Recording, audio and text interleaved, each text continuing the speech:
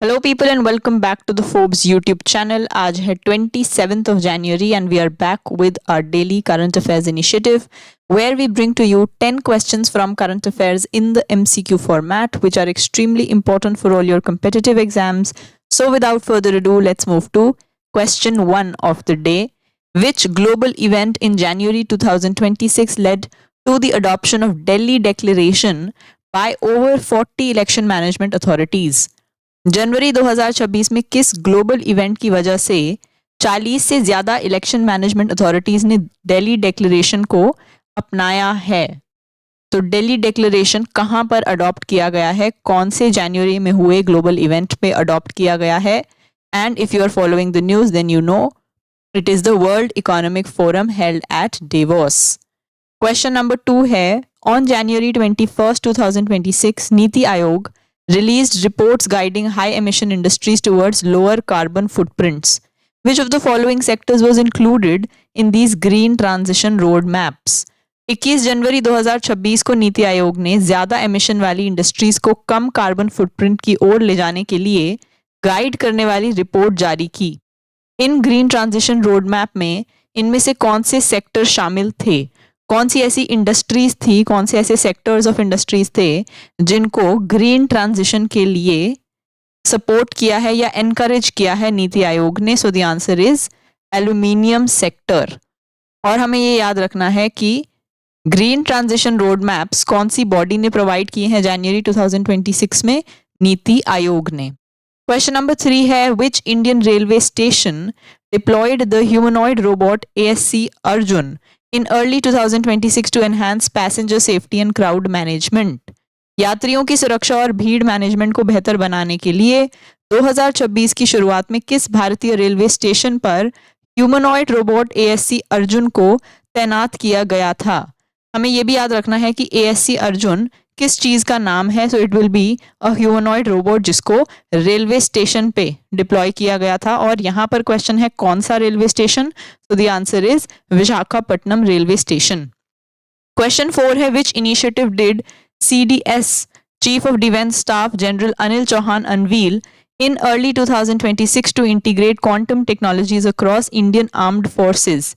Chief of defence staff general Anil Chauhan ने 2026 की शुरुआत में भारतीय सशस्त्र बलों में क्वांटम टेक्नोलॉजी को इंटीग्रेट करने के लिए कौन सी पहल शुरू की है? तो हमें इनिशिएटिव का नाम बताना है यहाँ पर, which has been started by CDS general Anil Chauhan, and the answer is military quantum mission policy framework, जिसमें हम हमारी जो आर्म्ड फोर्सेस हैं उसमें क्वांटम टेक्नोलॉजीज को इंटीग्रेट करेंगे.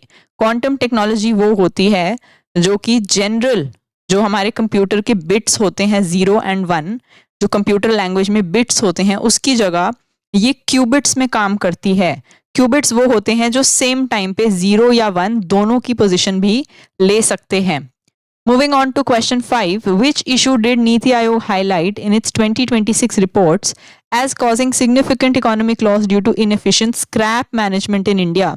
नीति आयोग ने अपनी 2026 की रिपोर्ट में किस मुद्दे पर जोर दिया था जिसके कारण भारत में खराब स्क्रैप मैनेजमेंट की वजह से काफी आर्थिक नुकसान हो रहा है? तो हमें बताना है कि कौन से सेक्टर में स्क्रैप मैनेजमेंट नहीं हो पा रही जिसकी वजह से इकोनॉमिक लॉस इंडिया उठा रहा है. तो the answer is e-waste and lithium ion battery recycling. यहाँ पर हमारा जो स्क्रैप मैनेजमेंट का प्रोसीजर है वो स्लो है और इनएडिक्वेट है जिसकी वजह से हमें सिग्निफिकेंट इकोनॉमिक लॉस हो रहा है. क्वेश्चन नंबर 6 है, by which year has India targeted achieving 100 gigawatts of hydro pumped storage capacity under central electricity authority road map? Central electricity authority road map के तहत भारत ने किस साल तक 100 gigawatt hydro pump storage capacity हासिल करने का लक्ष्य रखा है? थोड़े दिन पहले हमने ये वीडियो में देखा था कि न्यूक्लियर एनर्जी का जो हमारा टारगेट है 100 गीगावाट न्यूक्लियर एनर्जी जनरेट करने का, वो है 2047 का. तो सिमिलरली हमें टारगेट ईयर बताना है 100 gigawatts for from hydro pump storage capacity. So the answer is 2035-36, यानी कि अगले 10 ईयर्स में हमें ये टारगेट अचीव करना होगा. क्वेश्चन 7 है, which Indian state has been selected to host World Economic Forum Center for the 4th Industrial Revolution in February 2026? फरवरी 2026 में चौथे इंडस्ट्रियल रेवोल्यूशन के लिए वर्ल्ड इकोनॉमिक फोरम सेंटर की मेजबानी के लिए किस भारतीय राज्य को चुना गया है? स्टेट का नाम बताना है जहां पर होस्ट किया जाएगा WEF centre for fourth industrial revolution.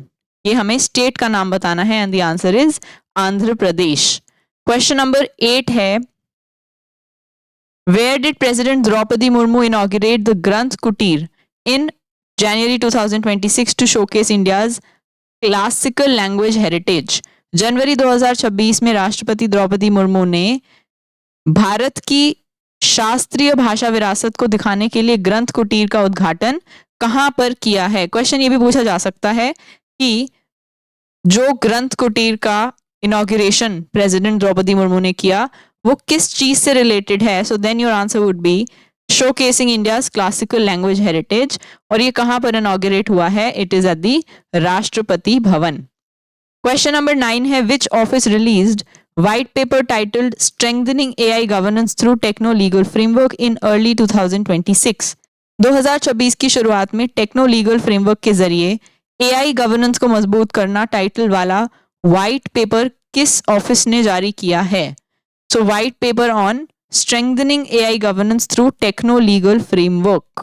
so basically हम गवर्नेंस में कैसे AI को इंटीग्रेट करें through a techno legal framework, यानी कि कुछ ऐसे लॉज जो कि टेक्नोलॉजीज को इंटीग्रेट करेंगे अपने फ्रेमवर्क में। एंड ये वाइट पेपर किसने रिलीज किया है? The answer is office of principal scientific adviser to the government. Moving on to the last question of the day, which organization launched the Atlas of Climate Adaptation in Indian Agriculture in January 2026 to mark 15 years of NICRA program? किस संगठन ने NICRA कार्यक्रम के 15 साल पूरे होने पर जनवरी 2026 में भारतीय कृषि में क्लाइमेट अडेप्टेशन का एटलस लॉन्च किया है? So atlas is basically like a mapping और रोड मैप ही हम समझ सकते हैं, जिसमें हम इंडियन एग्रीकल्चर में हो रही क्लाइमेट अडेप्टेशन की बात कर रहे हैं। और ये कौन सी ऑर्गेनाइजेशन ने लॉन्च किया है? सो the answer is the Indian council of agricultural research, ICAR। अगर हम थोड़ा सा लॉजिक भी लगाएं गिवन द ऑप्शंस, तो एक ही ऐसा ऑप्शन था जिसमें एग्रीकल्चरल रिसर्च डायरेक्टली मेंशन था, so there was more probability कि यही सही आंसर होता। So with this, we finish off our 10 questions of the day. If you liked the video, then please subscribe to our channel and follow us on all our social media channels. For ebooks, e-PDFs and lots of daily updates for free, you have to join our Telegram. The link is in description. Thank you, bye-bye, and keep learning.